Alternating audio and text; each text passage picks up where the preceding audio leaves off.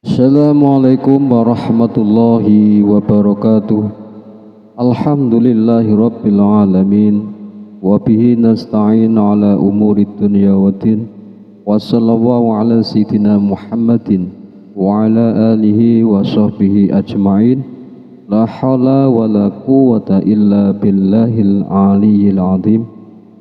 Alhamdulillah kita bisa berjumpa lagi dalam channel Manut Kiai Berkah.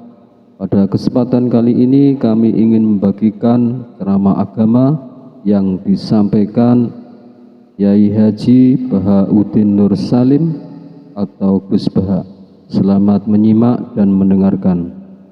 Kemudian yang terakhir saya beri ijazah tentang Al-Fatihah ya, karena ini surat yang populer.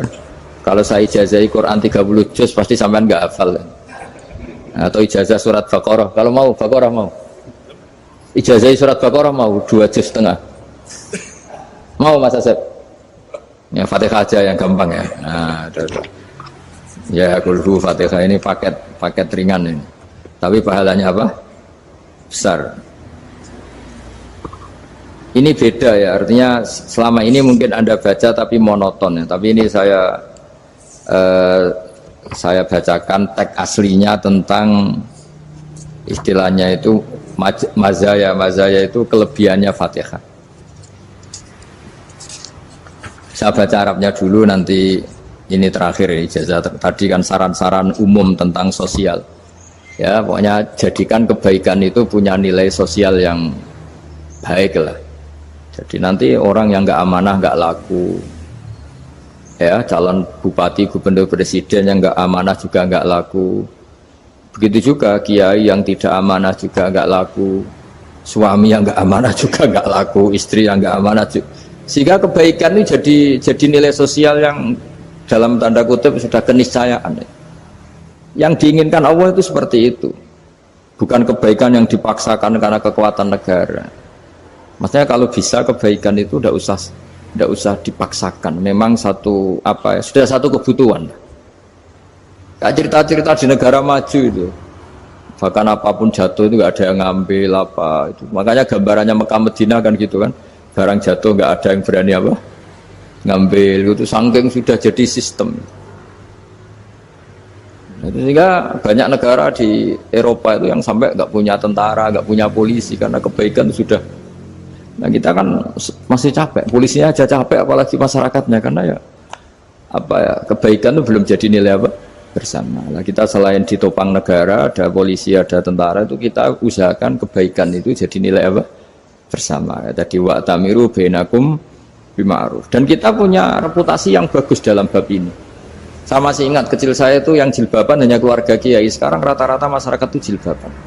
Dulu yang sekolah SMP, SMA itu jilbaban kadang dulu malah dilarang ya, harus sama seperti itu seragamnya. Sekarang sudah boleh. Dan nyaman, lama-lama yang dapat simpatik ya yang pakai pakaian model tertutup seperti itu.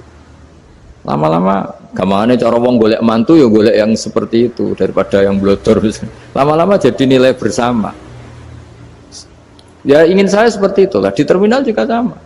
Orang mau makan cari warung yang kelihatan ada ayat kursinya, pakai jilbab, atau paling enggak dia nggak mungkin lah nyuguhkan yang tiren atau yang haram. Kan ada garansi sosial, ada apa? Ada garansi apa? Sosial dengan penampilan yang soleh itu kan, masa iya nyuguhkan oplosan babi gitu misalnya itu. Jadi nilai sosial itu harus harus benar-benar jadi nilai. Sehingga negara biar gak capek-capek.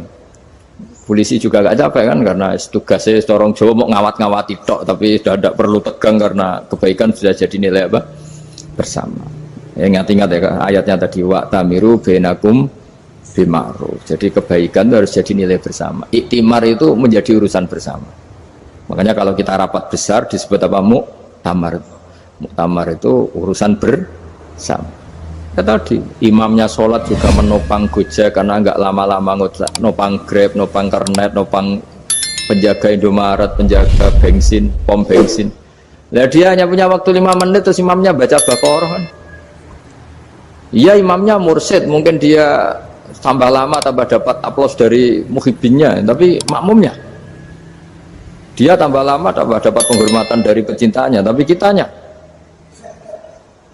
wah khusyuk wali kan, dia dapat status naik lah. Kita yang sudah tidak ikut jadi wali diganggu apa pekerjaannya. Kalau ada imam seperti itu sampai mufarokoh saja, niat ya Allah sampai sini saja, saya makmum orang itu, silakan orang itu punya urusan sendiri dengan jenengan, ya sudah, atau salib saja apa. Nah, itu boleh. Kalau dalam fikih namanya apa? Mufarokoh. Mufarokoh itu niat. Tapi kamu jangan langsung selonong mufarokoh, niat dulu. Pamit sama Allah bahwa sekarang mau mufarokoh. Ya, tapi ya jadi sholat yang aneh kan, imamnya masih rukuk, kamu terus sujud, terus apa-apa selesai ya. Mungkin dalam pandangan itu orang lain ini maksudnya makmum gimana ini kok begini. Tapi sudahlah, Allah Maha tahu. Nah, insya Allah dimaklumi. Ya saya baca tentang Fatihah ya, karena sampean pasti sering baca Fatihah.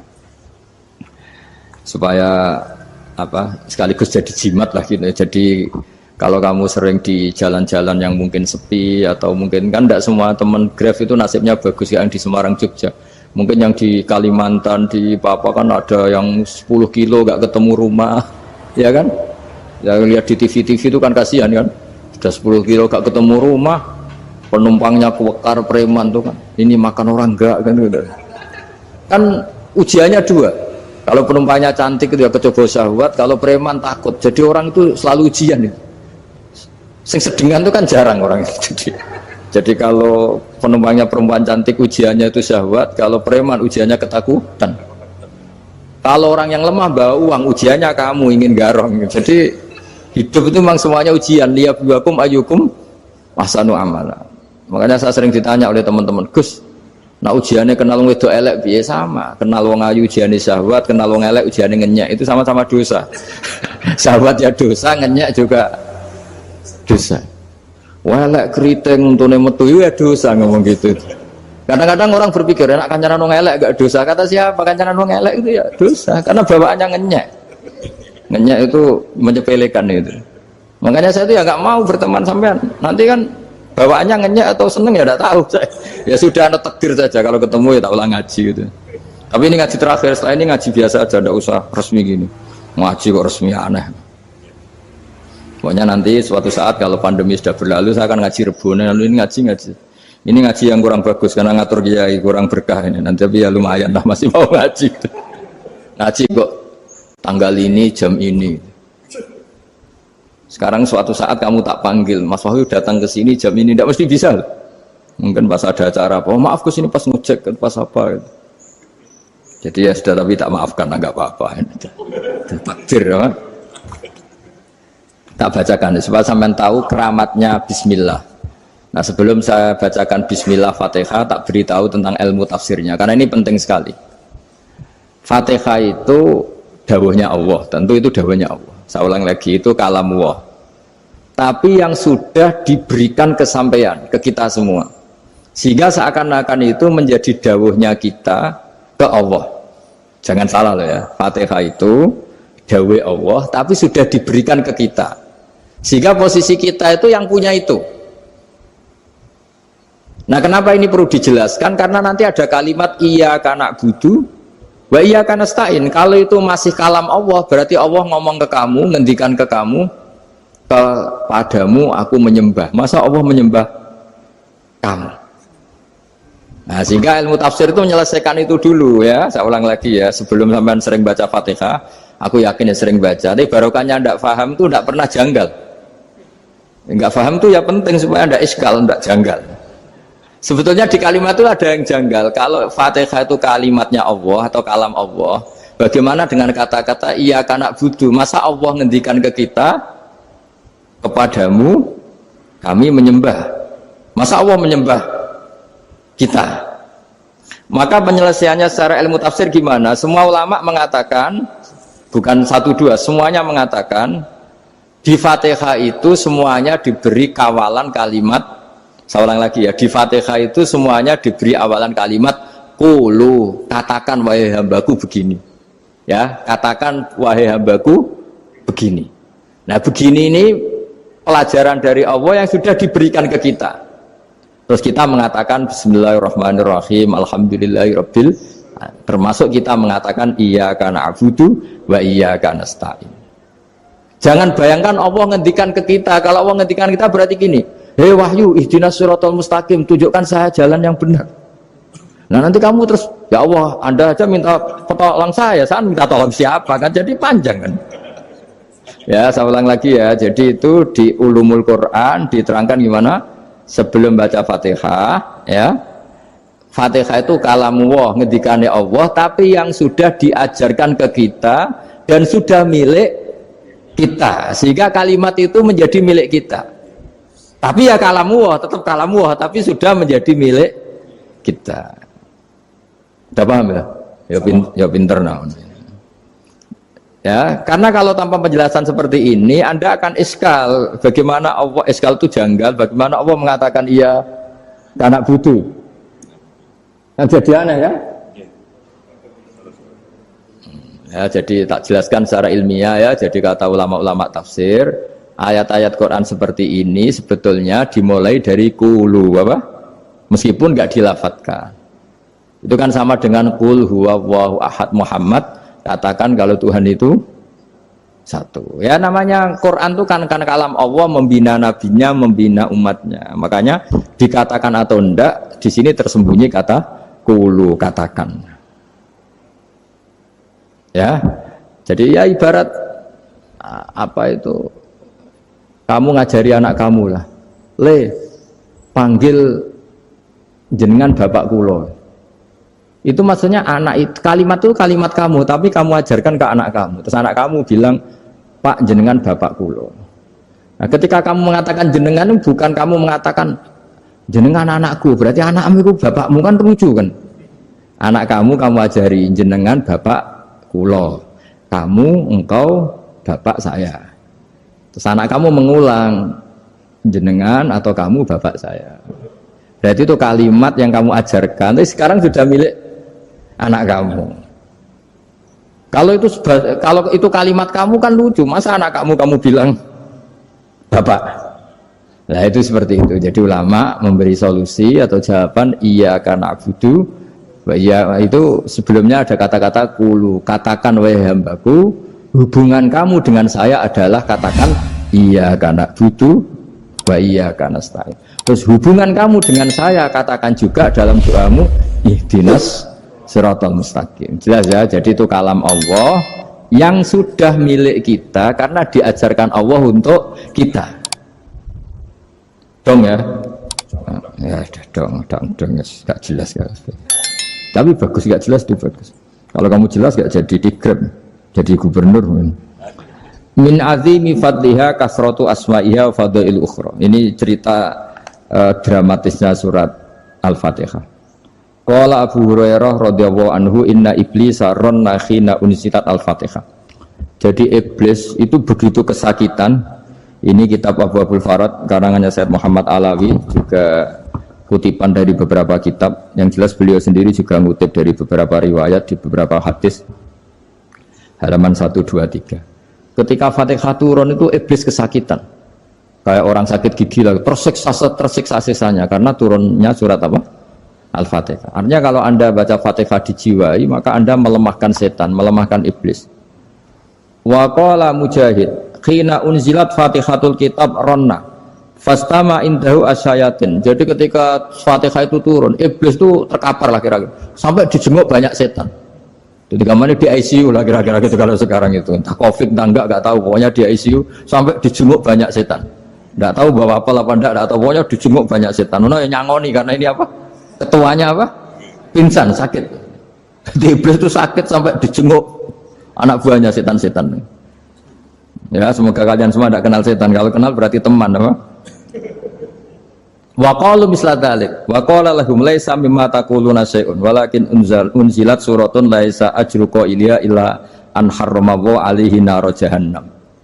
Saya ini bukan sakit fisik kata iblis. Kamu tidak usah jenguk saya, datangkan dokter terbaik, tidak usah. Saya ini tidak sakit fisik. Saya ini sakit karena ada surat yang diturunkan, yang pahala yang melafatkan surat itu pasti selamat dari neraka. Padahal misi terbesar saya ini supaya manusia masuk neraka. Sekarang punya tamengnya.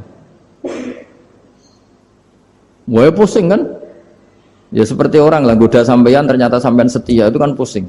Nah ternyata tidak setia, itu yang akhirnya ribet kan itu.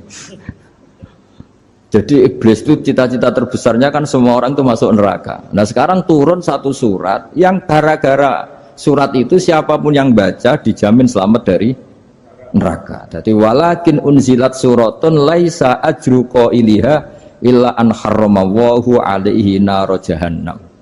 Karena jadi dia shock lah, kalau orang di Jawa itu bilang shock. Aduh sial nasib saya ini umat nggak bisa saya goda lagi karena punya tamengnya tadi punya. Qadba tolakai dukum mamakrukum. Rekayasa kalian sekarang itu tidak ada gunanya semua. Nah, ini alhamdulillah di Indonesia kelihatan kan banyak yang miskin, banyak yang susah. Tapi selagi mereka masih sholat, itu keinginan mencari halal itu masih tinggi. Kayak apa kita di tengah kota, jauh dari anak istri, jauh dari tetangga. Biasanya kalau orang jauh dari anak istri, tetangga kan sakar PDW. Tapi yang soleh masih banyak, sudah jauh dari keluarga tetap lurus. Loh, kalau yang dekat lurus kan wajar, konangan wong akeh kan. Ini sudah jauh masih lurus. Nah ini nggak lepas dari barokahnya surat apa? Surat Fatihah tadi. Jadi karena ada surat yang menjamin pelafalnya atau qailiha terbebas dari api neraka. Wa qalat as-sayatinul lahu is ayyusa'in ta'muruna ya maulana. Faqala lahum idhabu wajtahidu hatta tukhfilu qulubahum hatta la yaqulu hadhihi surah. Lalu kita gimana? Jari para setan gitu. Lalu kita gimana? Terus kata iblis, sudah bikin mereka lupa sehingga tidak baca lagi. Selagi masih baca kita pasti keok. Jadi kalau sampean sudah jarang baca Fatihah itu berarti sudah bagian dari kemenangan apa? Iblis. Jadi kalau sampean sudah jarang baca Fatihah itu berarti bagian dari kekalahan Anda, kemenangan iblis. Masih sering baca? Berapa kali? Terus apa lagi?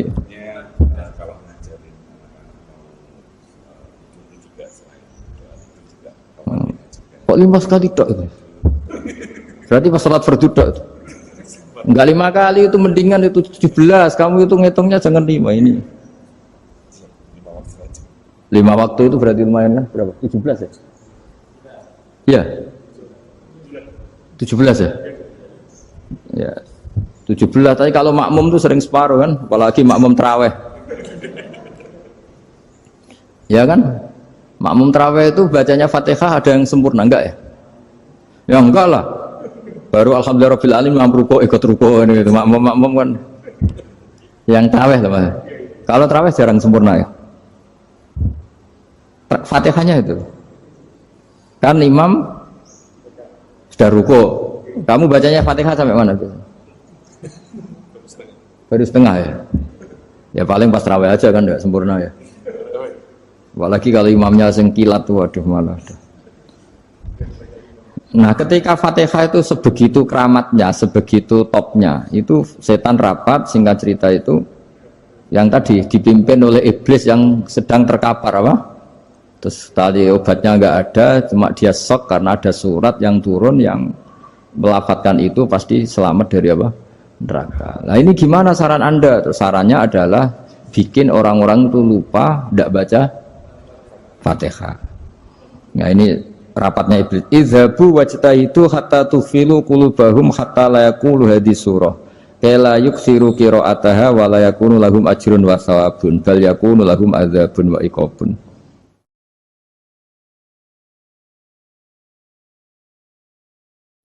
Jadi saya mohon selama ini Anda sudah baca, tapi mungkin hanya rutin saja. Napa rutin saja? Jadi barokahnya ngaji ini kamu punya kekuatan atau punya semangat membaca karena ini surat yang luar biasa. Ibarat gini, kalau sampean tanya, saya juga sering mikir, masa Gus hanya surat kok punya kekuatan seperti itu?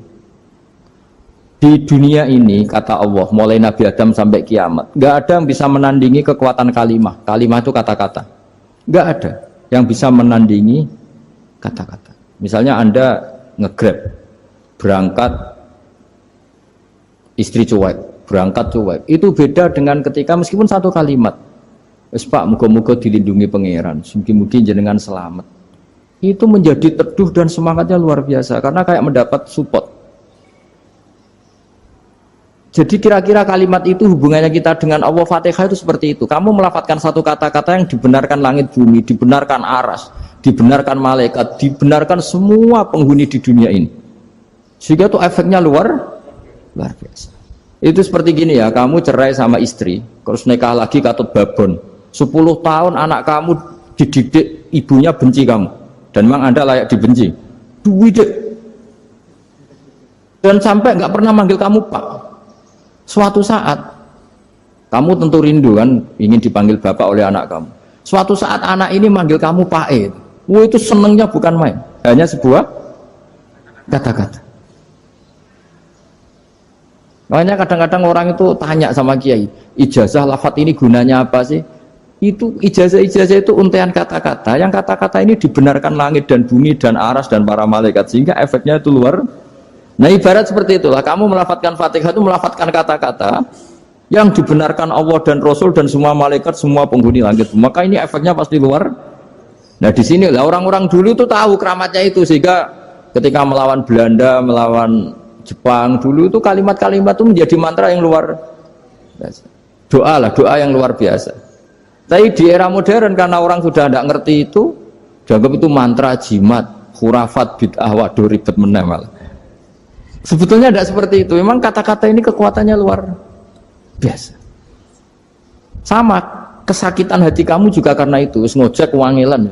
Lha Pak di bojo kok kowe gagah tok kere. Wah, iku seling terus mesti. Padahal kalimat itu kan tidak melukai secara fisik, tapi apa kerjanya sesuk sarasa-rasen. Karena terus dengan pengadilan seperti itu kan, ngapain kerja demi perempuan yang seperti ini? Lagi-lagi kata-kata ini luar. Nah bayangkan kalau kata-kata itu adalah kalimat yang diajarkan Allah lewat Rasulnya, lewat malaikat Jibril. Kayak apa kekuatannya? Nah, kira-kira Fatihah itu gitu. Kalimat yang baik, kalimatan thayyibah diajarkan oleh Allah dan Rasul, kayak apa kira-kira kekuatannya? Pasti luar biasa. Wong support yang dikatakan istri kita, anak kita aja luar biasa, apalagi ini support yang diajarkan Allah dan Rasul. Ya makanya saya mohon kalau baca Fatihah, baca kalimat-kalimat thayyibah ketika sholat itu dijiwai.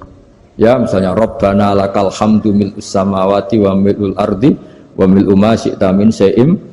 Engkau zat yang layak dipuji, dan pujian ini memenuhi langit dan bumi. Karena kita tahu nggak ada sejengkal di alam raya ini kecuali di situ ada rahmat Allah. Misalnya kamu bisa lewat sampai rumah saya, kamu mungkin anggap biasa saja. Coba kalau ngalami likuifaksi, tahu-tahu bumi ini ambles, bisa ngelewati yang likuifaksi itu luar. Tanyakan orang pernah ngalami likuifaksi di Sulawesi, itu melihat bumi bisa diinjak nggak ambles itu, wah luar. Dan sama nggak ngalami itu sehingga lewat bumi ya biasa aja. Coba kalau ngalami seperti tidur, ya biasa aja. Coba kalau ada gempa, bahwa bumi tenang ini sudah nikmat yang luar biasa. Masa kamu ngakui nikmat nunggu digituin? Ya kan? Nah, makanya baca Fatihah dijiwai lah, bahwa ini kalimat yang luar biasa. Nah, saya teruskan. Warwa Muslimun fi sahihihi an Ibnu Abbas radhiyallahu anhuma annahu qala bainama Jibril alaihi salam qaidun dan Nabi itsami anaqidan min fawqih farafa'a ra'sahu faqala hadza babun minas sama futihal yawma lam yuftah qaddu ilal yaum fanazala minhu malakun faqala hadza malakun nazza ilal ardi wa lam yanzil qaddu ilal yauma fasallim waqal absyir binuraini qad uti tahuma lam yu'tahuma nabiyyun qablak Fatihatul kitab wa khawatimu suratil baqarah. Jadi suatu saat Jibril ini jagongan kira-kira gitu sama Rasulullah. Tahu-tahu langit itu gemuruh. Langit gemuruh kata Jibril, terus semuanya ngangkat kepala ke langit. Ini pintu langit baru ini dibuka, yang sebelumnya tidak pernah dibuka seperti ini. Turunlah malaikat, yang malaikat ini pun malaikat spesial, yang nggak malaikat murahan lah kira-kira gitu, yang nggak pernah turun ke bumi kecuali juga saat itu, dengan penyambutan yang luar biasa, dengan semuanya tidak pernah terjadi, hanya karena bahas surat Fatihah. Jadi ini surat yang luar biasa, pengawalannya lewat malaikat yang spesial, nggak pernah turun di bumi kecuali saat itu, penyambutannya juga nggak pernah seperti itu, baru seperti itu. Jadi semuanya itu spesial. Nah, kenapa ini spesial? Karena di situ ada isi puja-puji kepada Allah Subhanahu wa ta'ala. Ada ikrar kita, alhamdulillah rabbil alamin, ar-rahmanir rahim. Ikrar ini penting. Kalau contoh paling gampang gitulah. Kamu punya istri selama ini cerewet terus. Suatu saat ngomong, Pak, tak angen-angen ra ono wong lanang koyo sampeyan. Wah, itu langsung tidak ada lelaki sebaik engkau. Itu sampean senengnya, masya Allah, karena ada ikrar dari seorang istri ke kamu. Nah, bayangkan kalau ikrar kita sebagai hamba diakui oleh Allah Subhanahu, maka ikrar ini akan dicatat sebagai kebaikan kita yang kita panen nanti di akhirat. Karena ada ikrar. Kita ikrar bahwa alhamdulillah rabbil alamin, kita ikrar ar-rahmanir rahim, kita ikrar maliki yaumiddin, kita ikrar iyyaka na'budu wa iyyaka nasta'in. Sampean misalnya jadi orang Indonesia, ketemu orang Indonesia yang makmur di Jerman, terus lupa Indonesia. Kamu orang Indonesia? Enggak, saya enggak orang Indonesia. Mangkel gak kira-kira? Mangkel. Karena salah ikrar kan gitu. Ya, jadi saya mohon jangan anggap kalimat itu hal yang biasa, tapi luar biasa. Nggih, ngoten mawon. Assalamualaikum warahmatullahi wabarakatuh.